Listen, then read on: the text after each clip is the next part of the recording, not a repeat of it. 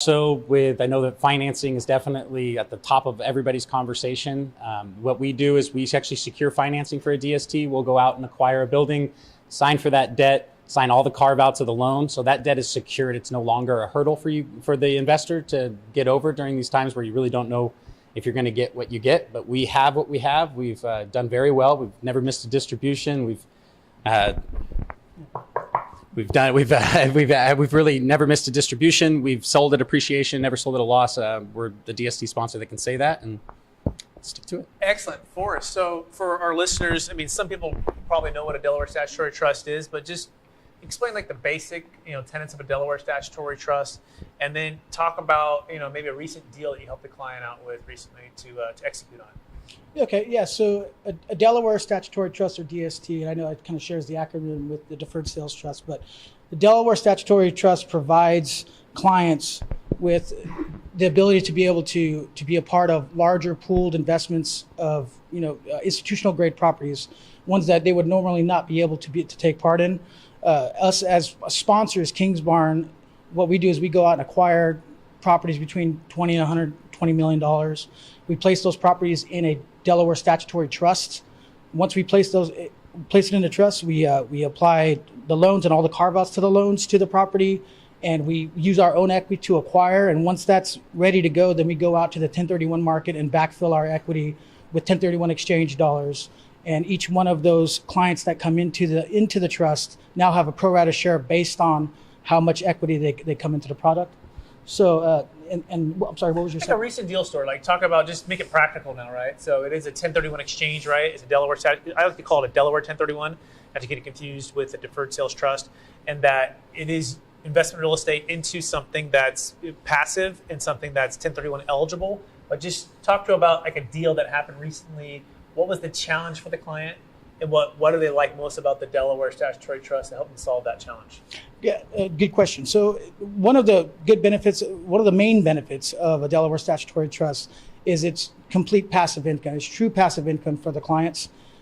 We obviously don't want to fit a square peg into a round hole. So the types of clients that really benefit well are, it's kind of a way to be able to retire from property management and property. You still own the asset. You have an ownership in real estate, but you are now able to be able to invest in something to where it's truly passive. So being able to have that, we actually had a client recently that we were able to park $1.5 million of equity for him into one of our DSTs. And his major concerns were, I'm tired of the 4 T's, tenants, toilets, trash, and turnover. And I'm also worried about, I'm getting a little bit older in age, and I want to make sure that my family's taken care of. So we were able to find a diversification model through our DST program to where we could actually match the equity that he needed, also the debt that he had on the property as well. So we were really able to hit it out of the park for him and be able to provide that passive income investment and also satisfy his exchange on the day after he closed escrow. Absolutely love that. So you're taking something that's a pain point for somebody, right, and moving it to a solution that solves that pain point, including deferring that tax. That tax is as high as 25% for most states, up to 50% with depreciation recapture with states like California or New York. So you want to be aware of that. Now I'm going to pass it to James now. So James, there's also a thing called debt over basis. In fact, it's one of the Achilles heels of the Deferred Sales Trust is that we can't solve debt over basis challenges. It's known as ordinary income tax. And so part of what the Delaware Statutory Trust, to your point before, that the debt's already in place, but also there's times when you can get higher LTVs because you're buying larger assets, and you guys are institutional, right, type of assets, and the banks are able to leverage it even more. So talk about the zero Delaware Statutory Trust opportunities, although they're a little bit down right now because interest rates are higher, and then how that can really help somebody who's in a pinch.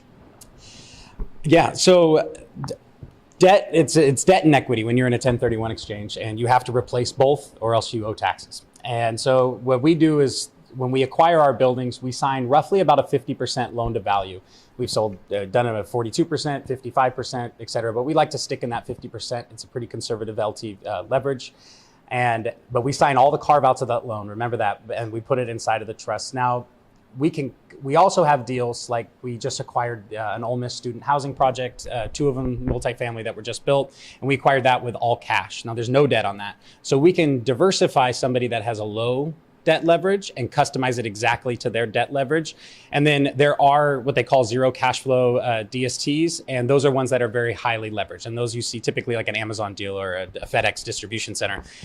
We don't have any of those in our current assets. We will be coming up with one very momentarily. I think it's FedEx, but don't quote me on that. But we have those type of deals coming up where they're even larger leverage. So let's say you have a client with 50% LTV, they can pretty much go into any one of our DSTs. They can diversify across multiple of them. Like Forrest was saying with our last trade, we actually diversified him into 3 different DSTs. So he had a diversification of property as well as he wanted to make sure his family was taken care of. So that's being held, it's being passive income. If God forbid something should happen to him, everything's being taken care of with the trust. That's it. James, same question to you now. So just some stats, right? What's the average rate of return? What's the average hold period, right?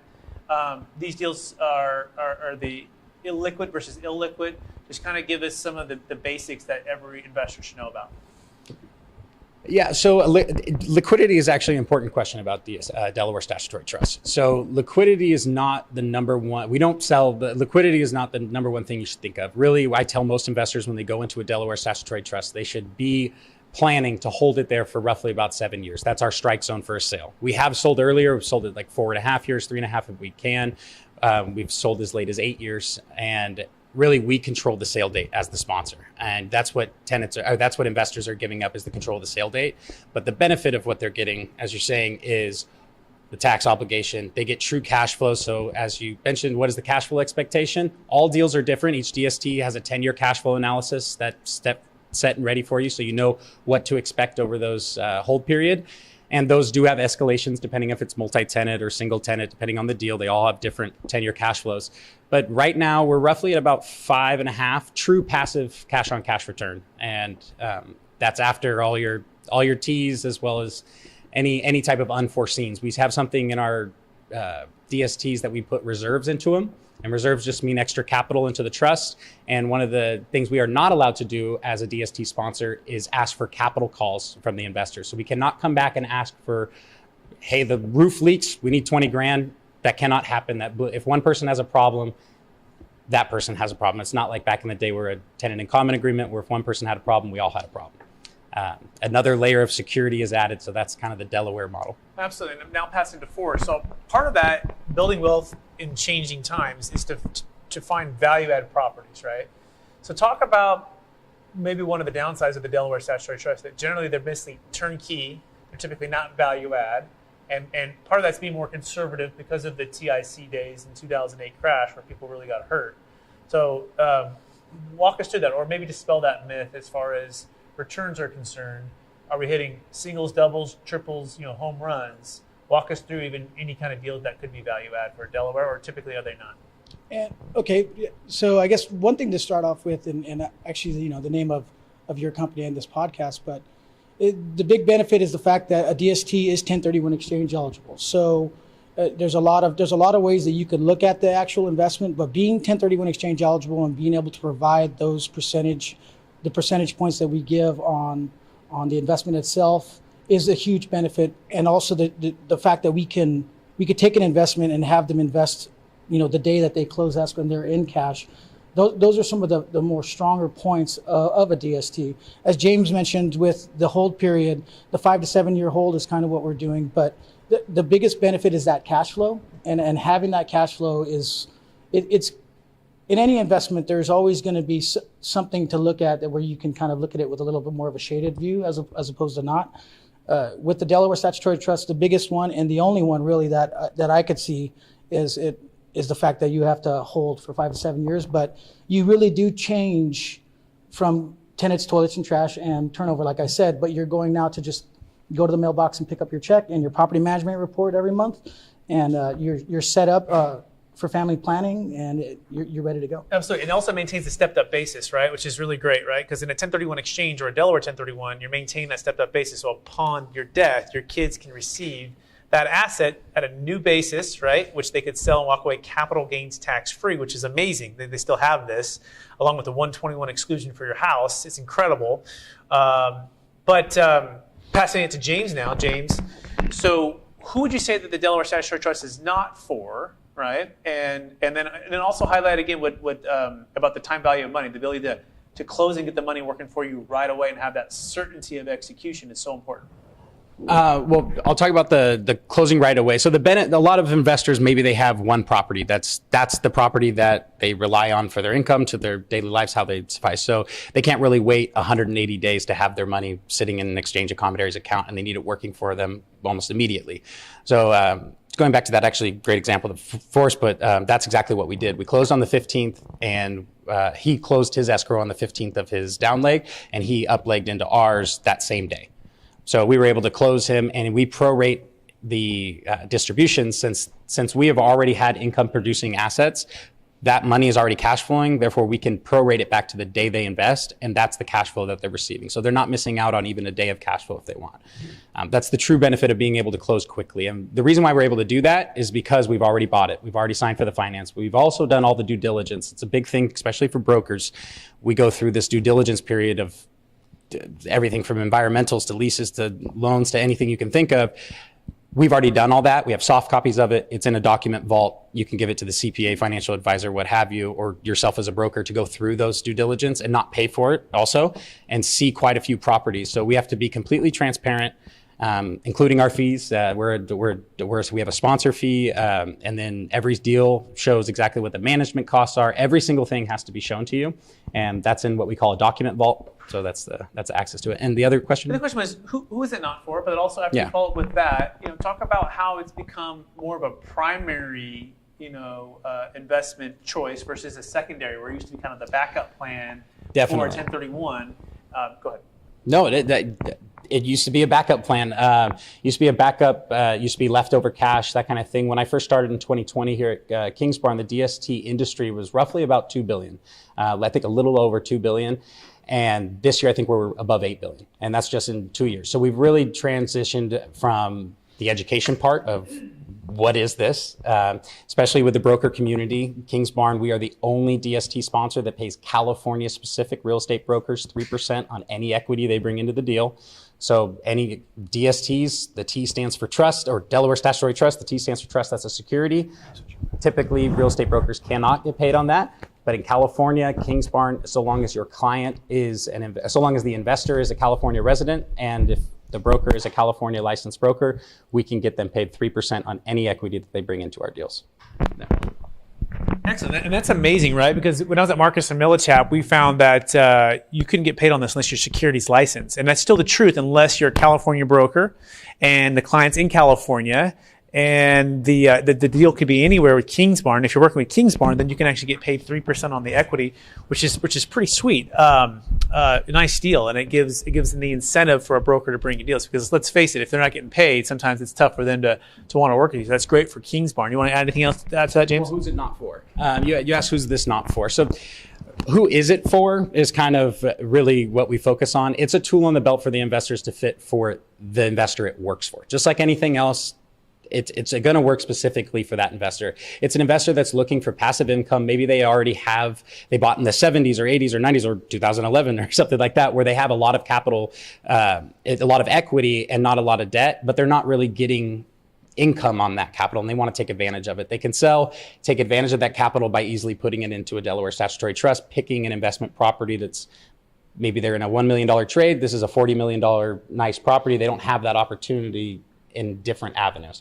So we're able to do that. But who's it not for is maybe the one that's a little bit more willing to take a risk, looking for the add value. As you said, they're looking to maybe lipstick it or build out or do something like that. We can't do that. And it's a restriction that they're very, very strong on how DSTs work. You have to be an accredited investor, which means either worth $1 million in investments or there's certain income requirements, but you have to have proof that you know what you're doing. So we can't just take advantage of anybody. So these are well vetted properties, as well as the investors have to be accredited as well. So, and by the way, you don't have to be in a 1031 exchange to invest into these Delaware Statutory Trusts. You can still invest with Kingsbarn as long as you're a accredited investor. Number two, it doesn't work for people who are selling cryptocurrency or primary homes or businesses. Those are unlike kind properties. 1031 Delaware doesn't work for that. That's part of where the Deferred Sales Trust kind of shines, because it works for all asset classes, right? And by the way, there are times when you want to do a partial 1031. a partial 1031, and a partial, partial Delaware 1031, partial 1030, regular 1031, and a partial deferred sales trust. So you don't necessarily have to pick just one or the other. The key is diversification. The key is what are you trying to accomplish, and the key is what tool helps you to get from A to B. B is where you want to be. A is where you're at. Part of the key here is having experts, back to the Henry Ford analogy, right? He had a Rolodex, and he would call and look and pull out the card of which the person who is the expert. He goes, look, I don't need to know it all. I just need to know the person who knows it. And so here, these guys at Kingsbarn definitely know know the Delaware Statutory Trust and have live deals. In fact, they have a deal like across the street right now that you can invest in. I don't know if it's sold out or not. We filled that one up pretty quickly. They filled that one up, but they're here local here in Roseville, Sacramento, and the Bay Area, and so we want to look them up. James, what question haven't I asked you that I should ask you before we end our time here? I haven't been asked that question before. A common question that I get from that brokers run into is they run into a seller, and this is really a tool for the brokers that I'm kind of talking to, is what's the best tool that I can give to them? The tool is help you get listings. People don't utilize us as much to get listings. The most common thing is you can ask pretty much any broker. They go to somebody and say, sure, I'd love to sell, but what the heck am I going to do with my money? Or where am I going to put it? Or what am I going to do? You can then come into a meeting trying to get a listing and say, these are 3 things you can close on today if you were in cash, which gives them foresight into, okay, this is where I am and this is where I want to be. And once you know those two places, figuring the way there, like you said, maybe it's a deferred sale trust and a DST and a fund and other type of things. Every deal is customizable, and we're a tool on the belt. So don't force it, but know that it's there and utilize it properly. Certainty of execution is so important. Forrest, same question to you. What question should I have asked you I haven't asked you so far? I think it's just important to really, especially for clients, to understand what their upleg's gonna be. And I think with a Delaware Statutory Trust, being able to have an institutional grade, high quality tenants, a lot of them are on the NASDAQ. They have a NASDAQ ticker. So a lot of the tenants we're having, and James mentioned earlier, being able to have tenants that, we collected 100% rents during COVID. I mean, that alone is a testament to the type of tenants that we choose and the properties that we choose. So being able to utilize that in your pitch to your clients, or as brokers are able to use that, it's just another tool to be able to say, especially in a changing market that we're having and the uncertainty in the market, you have an investment that you can rely on, because it's maybe a Smart and Final or a Harbor Freight Tools is the anchor, or you'll have like Brett and James mentioned, we own a lot of Olympus Boulevard as well as Douglas Boulevard. You get the New York Life building, large scale tenants that are going to be printing those the checks every month for rent, and we just keep a very stable asset. Excellent. Hey guys, I want to thank you for being part of the panel and sharing your expertise with us. If people want to get in touch with you, would you remind them one last time what's the best place to find you? So yeah, our website is www.kingsbarnca.com. But James and I, we're in Little Italy in San Jose, and we have an office down there. But we travel. We just came back from Chico not too long ago. Met a bunch of brokers and clients up there. We're constantly driving between here and the Oregon border, and just kind of getting the word out. And that's important right now, especially with the times that are changing. It's important to be able to get the clients and get the brokers to understand this program, because it's just another tool that they can use. James, any last words? Yeah, no, you can find me in the same building. I'm one office over. I'm in the same spot. But James Yoder, if you look it up, I'm James Yoder at Kingsbarn. I'm simple. Excellent. So here's the key takeaways, right? So Delaware Statutory Trust, it's a form of a 1031 exchange, and it's a great opportunity to have a turnkey, ready to go, time value of money. You don't have to qualify for the debt. You're working with someone like Kingsbarn. You're a broker. You have a chance to get a commission on that if you're in California and the client's in California. And you want to know what your options are. You want to connect with James and Forrest here at Kingsbarn. And with that being said, if you want to learn more, connect with them. If you want to learn more about the Deferred Sales Trust, you can go to capitalgainstaxers.com. That being said, let's give a hand for these two guys.